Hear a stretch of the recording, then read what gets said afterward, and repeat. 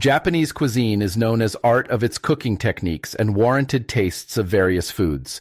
In Canada too, it is one of the most popular lunch menu for international people too. The most particular thing to praise is that its appearance is also good to see. It attracts people with the beauty of Eastern cultures, sometimes mysterious elegance features of it. The well-known menu such as sashimi and sushi, they have their own history behind it.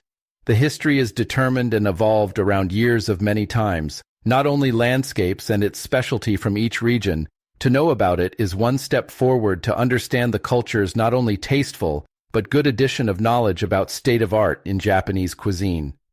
In Kansai region, the central town was Kyoto, which is surrounded by mountains. Fresh fishes were scarce, so salt-cured fishes were provided, so they made food with vegetables, and didn't use much sugar or cooking wines.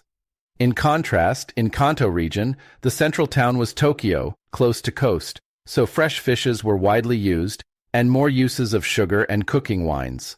These kind of topics are explained in the book Ilbun Yoryi Yogsa, written by Bagbyung-hag.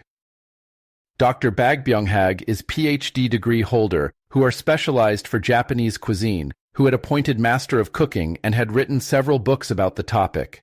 His explanation is very clear, elegant verve, so feeling like trustworthy in first impression. The topics are explained in each chapter and not very long but detailed enough, so the whole book is read quickly if we try to brush up the contents. This book is also good reading material when first-time culinary science students because it covers foundational knowledges about Japanese cuisine.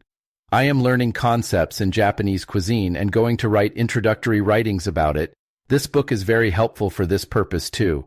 There is not contents explaining how to cook instruction. The book is instead to explain history and cultures around Japanese cuisine.